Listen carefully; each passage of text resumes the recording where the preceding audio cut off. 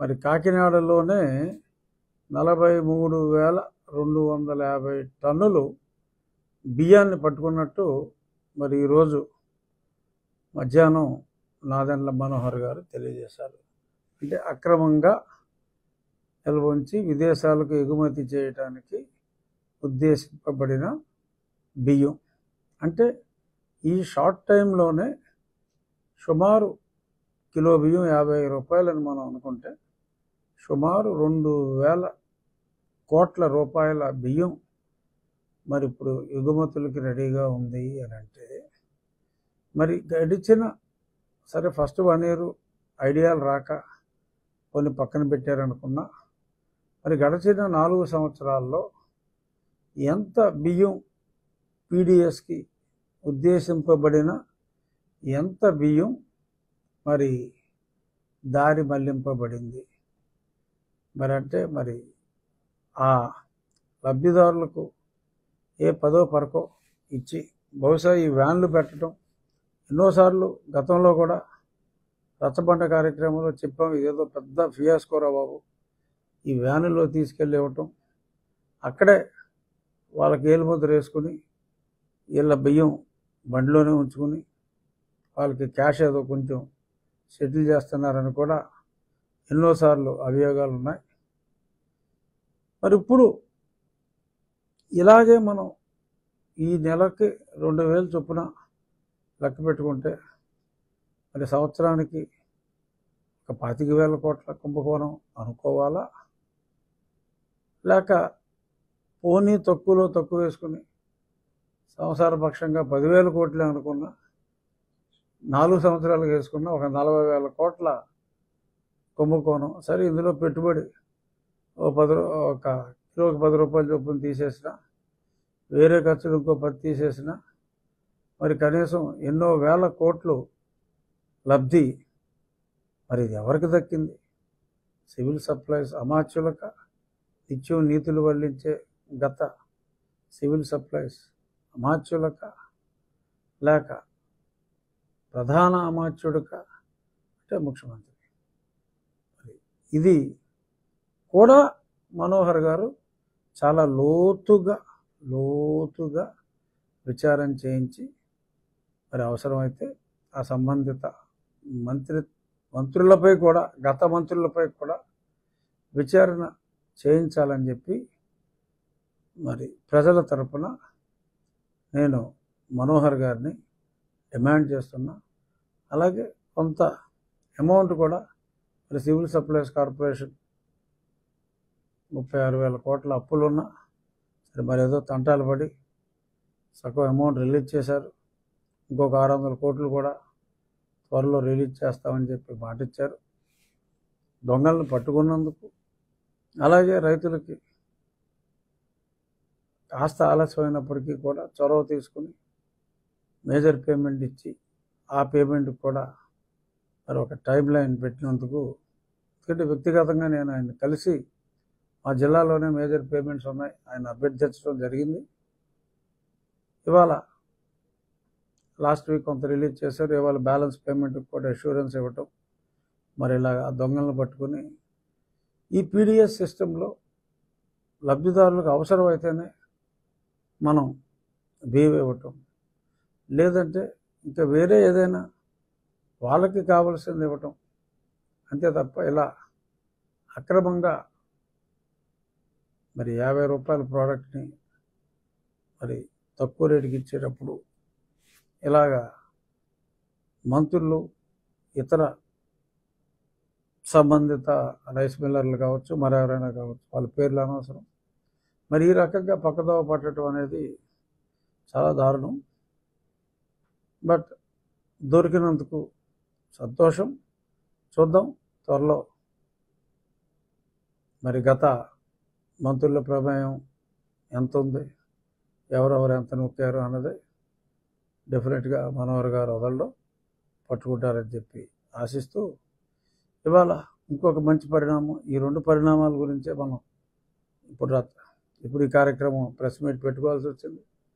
ఇంకొకటి ఏంటంటే మరి 15వ ప్రణాళిక సంఘం నిధులు పంచాయతీలకు ఒక 250 కోట్లు మరి ఎక్కడ మరి గతంలో అలా ఇచ్చి ఇలా లాగేసేవారు, ఏదో కరెంటు బిల్లు అని ఇంకోటని, అలాగనే కరెంటు బిల్లు కట్టేవాడు అంటే అది లేదు. సో అవి అలాగే ఉన్నాయి, ఆ బాకీలు అలాగే ఉన్నాయి, వీళ్ళు ఎత్తేసేవారు ఎప్పటికప్పుడు. మరి ఇప్పుడు అటువంటిది లేకుండా డైరెక్ట్గా పయ్యావుల కేశవ్ ఆ 250 కోట్లు ఆయన డైరెక్ట్గా పంచాయతీలకే ఆ నిధులు ఇవ్వటం, మరి ఊపిరి ఆగిపోయి ఉన్న కొర ఊపిరితో ఉన్న పంచాయతీలకు చిన్న అసలు ఏంటది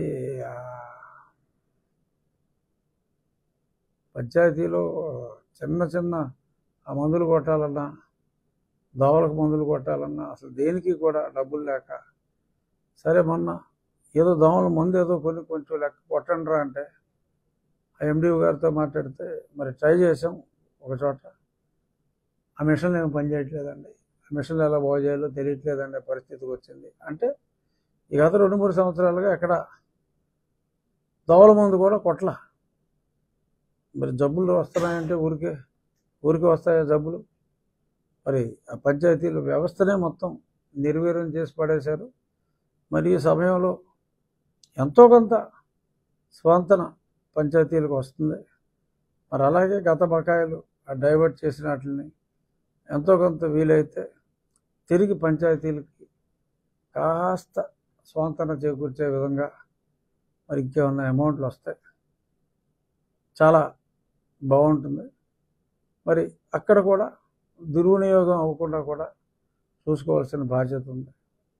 మరి పార్టీలు ఎవరైనప్పటికీ sarpanch always answerable to the local people కాబట్టి పార్టీలకి ఎవరైనా కూడా పార్టీలకు అతీతంగానే పంచాయతీ సర్పంచులు బేసికల్గా సేవ చేస్తారు. సో కాబట్టి వాళ్ళకి తిరిగి మరి గతంలో చెక్ పవర్స్ అన్నీ అఫ్కోర్స్ ఖజానాలో డబ్బులు లేనప్పుడు చెక్ పవర్ ఉన్నా లేకపోయినా ఒకటే, బట్ కొంత ఆన్సరబిలిటీ చేస్తూ ఎలాగ ఆన్సరబిలిటీ చేయాలో చూసుకొని సర్పంచులకు కూడా అధికారాలు ఇచ్చి మరి వారి విధులు సక్రమంగా, ఎందుకంటే నేను గత 4 రోజులుగా చూస్తున్నా ఏ సర్పంచ్ దగ్గర కూడా 5 పైసలు నిధులు లేవు, మేమేం చేస్తామని చెప్పి అంటున్నారు. మరి వాళ్ళు డెఫినెట్గా వచ్చిన డబ్బుని డైరెక్ట్గా ఇచ్చినందుకు once again I appreciate honourable chief minister and also honourable minister finance నా మిత్రుడు పయ్యావుల కేశవ్ గారిని కూడా అభినందిస్తున్నా. ఈ 2 విషయాలు ముఖ్యంగా మాట్లాడాలని నేను అనుకున్నా. అలాగే ఇవాళ మా నియోజకవర్గంలో మీరందరూ కూడా పొద్దున్న కొద్దిమంది రావడం జరిగింది. ఎన్ఆర్పి అగ్రహారం గ్రామంలో ఏదైతే మనం స్కూల్స్ డెవలప్మెంట్ అనుకున్నామో దానికి అంకురార్పణగా కొన్ని మొక్కలు నాటడం, ఆ ఏరియా అంతా క్లీన్ చేయించి అక్కడ విద్యార్థుల్ని ఆ ఫిజికల్ డైరెక్టర్ని కూర్చోబెట్టి చక్కటి ఏమేమి ఫెసిలిటీస్ కావాలో అన్నిటికి ఆ విద్యార్థులతో వాళ్ళతో కూడా మాట్లాడటం, వాళ్ళకి ఏమేమి కావాలి అని చెప్పి వాళ్ళ కోరికలు చెప్పిన తర్వాత దానికి అనుగుణంగా ఆ ప్లాన్స్ అన్నీ కూడా ఆ క్రీడా ప్రాంగణంలో ఏమేమి కావాలి అన్నీ కూడా అక్కడే డిసైడ్ చేసి మరి రాబోయే 30 నుంచి 40 రోజుల్లో అవన్నీ కంప్లీట్ చేయడానికి మనం మాట్లాడుకున్నది ప్రాక్టికల్గా 1 by 1 అక్కడికి వెళ్ళి కంప్లీట్ చేయడం జరుగుతుంది. ఈలోపే చాలా చోట్ల పనులు కూడా ప్రారంభమని ఇదే వేగంతో జరుగుతాయి. అలాగే ఒక సబ్ సెంటర్ గతంలోనే ప్రారంభించింది. ఈ ఫినిషింగ్ టచెస్ అన్నీ ఈ 4 రోజుల్లో స్పీడ్గా చేసి ఒక హెల్త్ సబ్ సెంటర్ని కూడా అదే గ్రామంలో ప్రారంభించడం జరిగింది.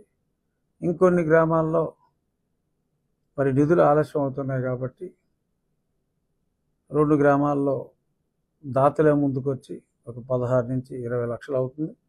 బట్ దాతలే ముందుకొచ్చి వాళ్ళే కట్టి వాళ్ళ తండ్రి గారి పేరు మీద తల్లి గారి పేరు మీద ప్రభుత్వానికి హ్యాండ్ ఓవర్ చేయడానికి కూడా, గతంలో స్థలం కూడా వాళ్ళే ఇచ్చారు, చేయడానికి కూడా ముందుకు వస్తున్నారు. సో ప్రభుత్వం తమ వంతు సహాయం శక్తివంచన లేకుండా చేస్తుంది మా ప్రభుత్వం. అలాగే ప్రజలు కూడా స్థితిమంతులైన వాళ్ళు, ఆ ఊర్లో ఉన్న వాళ్ళు కూడా చక్కగా సహకరిస్తూ ముందుకు వస్తున్నారు. ఆ విషయంలో దాతలకి మరొకసారి థ్యాంక్స్ చెప్తూ, సహకరిస్తున్న జిల్లా యంత్రాంగానికి కూడా, మా కలెక్టర్ గారికి, జాయింట్ కలెక్టర్కి అందరికీ కూడా నా కృతజ్ఞతలు తెలియజేస్తూ, ఏదైతే డ్రైన్ల కార్యక్రమం మేము తలపెట్టామో 20 రోజుల క్రితం, అది ప్రారంభించిన తర్వాత కొన్ని డ్రైన్లకు కలెక్టర్ గారే ముందుకొచ్చి ప్రభుత్వంతో మాట్లాడి ఇంకొన్ని డ్రైన్స్కి మా దగ్గర క్లియరెన్స్ రాష్ట్ర ప్రభుత్వమే ఎమర్జెన్సీగా కొంత అమౌంట్ రిలీజ్ చేయటం, మిగిలిన ప్రాంతాల్లో మరి వాళ్ళకి డైరెక్ట్గా, ఎందుకంటే మా ఏరియాలో సమస్య బాగా ఎక్కువ, కొంత నర్సాపురం, పాలకొల్లులో కాస్త ఉన్నప్పటికీ మిగిలిన చోట్ల ఈ ఈ ఇబ్బంది చాలా తక్కువ. బట్ ఓవరాల్గా తక్కువైనా ఎక్కువైనా ఉభయ గోదావరి జిల్లాలకి కూడా ఎస్టిమేషన్లో ప్రభుత్వం వేయమంటాం. ఆ సంబంధిత ఇరిగేషన్ శాఖ మా జిల్లా మంత్రి గారు, నాకు అత్యంత ఆప్తుడు రామానాయుడు గారు, మా జిల్లా కలెక్టర్, వీళ్ళ చొరవతో మిగిలిన అసెంబ్లీలో కూడా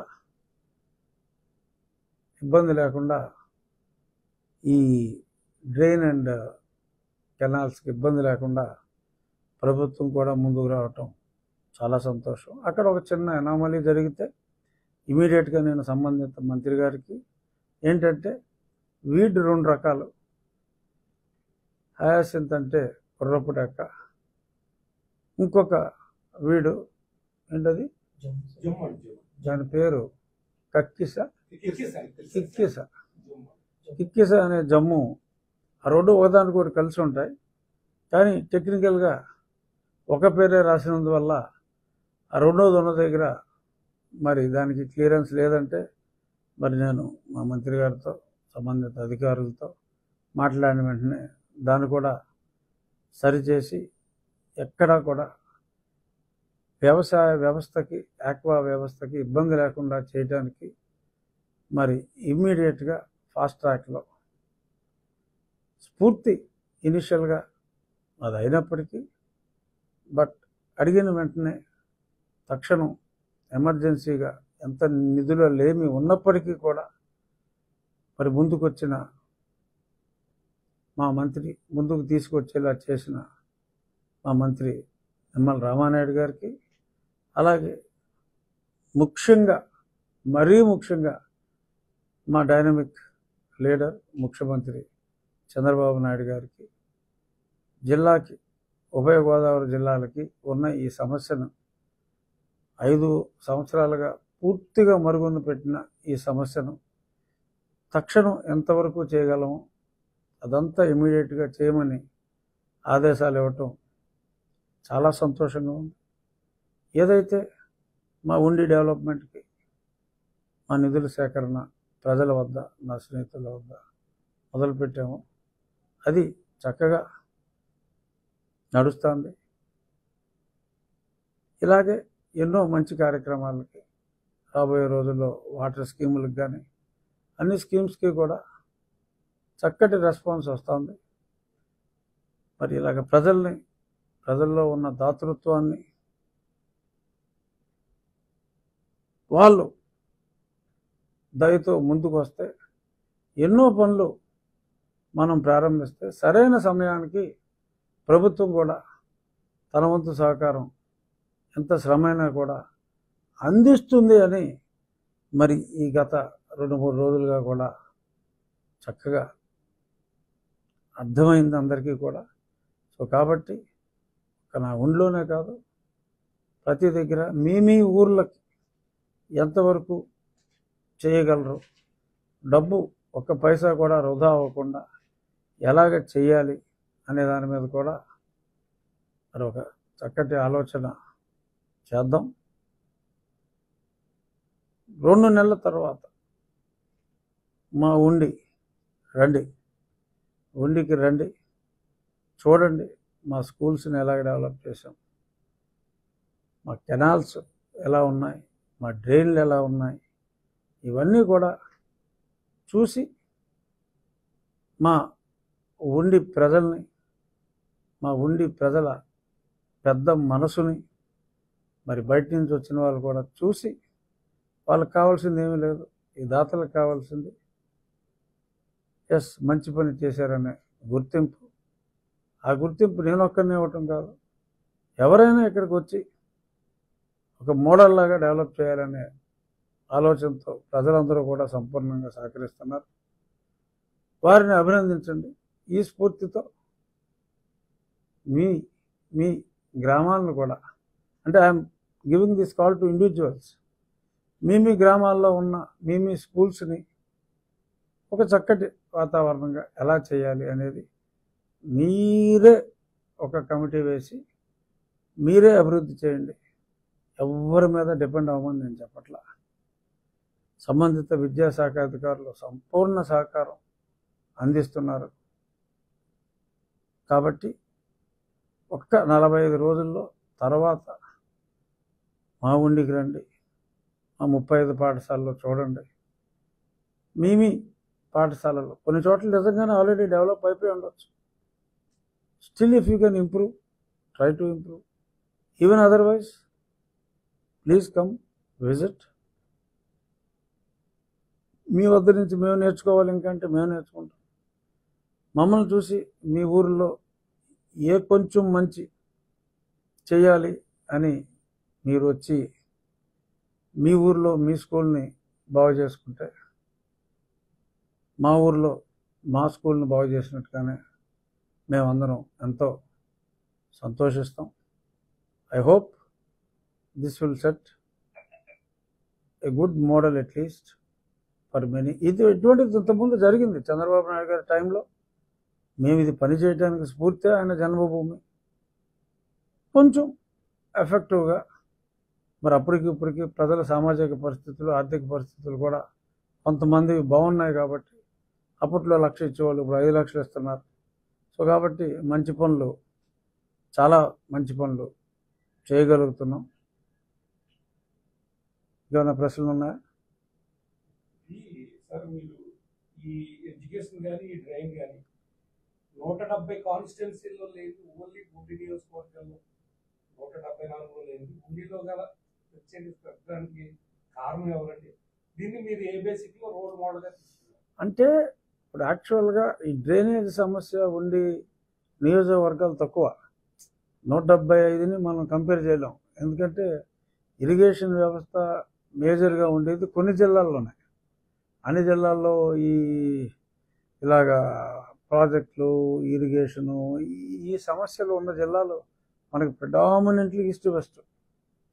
అంటే ఈస్ట్లో ఉన్న జిల్లాలు అయింది, వెస్ట్ 3 జిల్లాలు అయింది, అది వేరే విషయం. మనకి ప్రిడామినెంట్గా ఈ ప్రాబ్లము ఈ ఏటికి దగ్గరగా ఉన్నవి, సముద్రానికి దగ్గరగా ఉన్నవి, ఇలాంటి కెనాల్స్లోనే ఎక్కువగా ఈ ప్రాబ్లం వస్తుంది. సో కాబట్టి 175 నియోజకవర్గాల్లో అసలు ఈ ఆలోచన రావడానికి అవకాశం లేదు. ఎందుకంటే ఈ సమస్య లేదు. ఈ సమస్య ఉన్నది ఒక 15-20 నియోజకవర్గాల్లోనే సమస్యలు. సో మనకి ఈ సమస్య నాకు తెలియడానికి కారణం, నేను ఎలక్షన్ క్యాంపెయిన్లో తిరిగిన ఆ 18 రోజుల్లో ప్రతి ఊర్లోనూ ఇదే సమస్య చెప్పాను. ఎక్కడ చూసినా ఏదో పక్కన ఏదో కాలువ లేకపోతే డ్రైను, మనకు అన్నీ ఉన్నాయి ఇక్కడే. ప్రతి రోడ్డుకి ఒక పక్క కాలువ, ఒక పక్క డ్రైన్ ఉంటుంది. మనకి ఏ రోడ్డు మీద ఆపినా చూసారా సార్, చూసారా, అసలు నడిచి వెళ్ళిపోవచ్చు ఆ మొక్కల నుంచి అని చెప్పటం.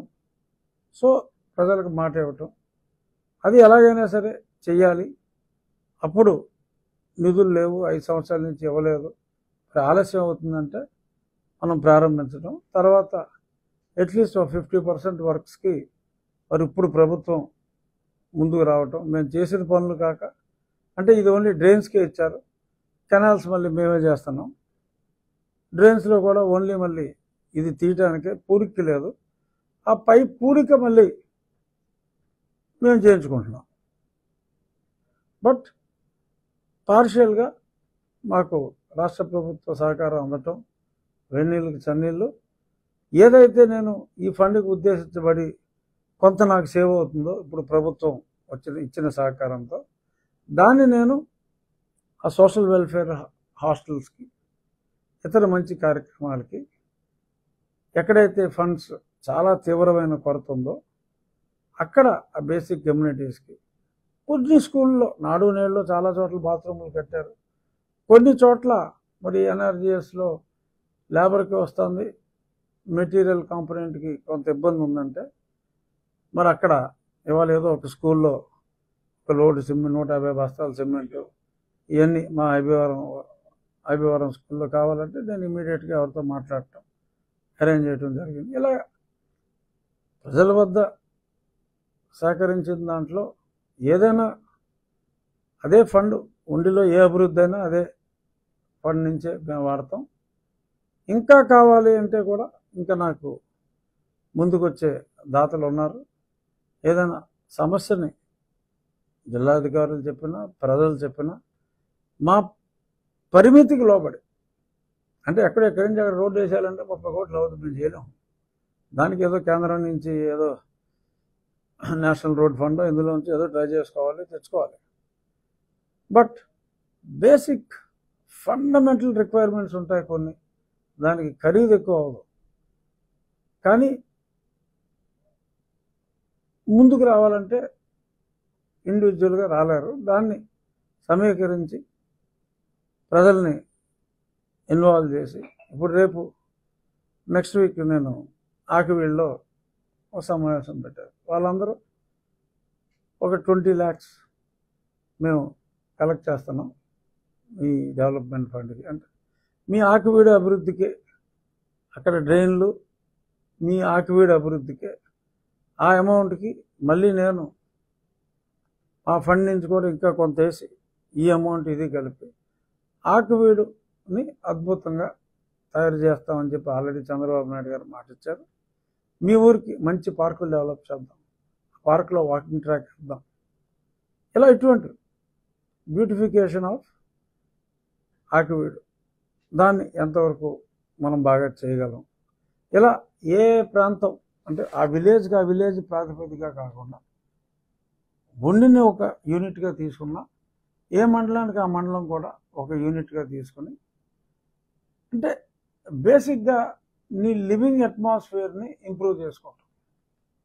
సో దానికి సాధ్యమైనంత వరకు ప్రభుత్వం పైన భారం తగ్గించి సంపూర్ణ ప్రభుత్వ సహకారంతో మెజారిటీ ప్రజల సహకారంతో వాళ్ళకి సాటిస్ఫాక్షన్.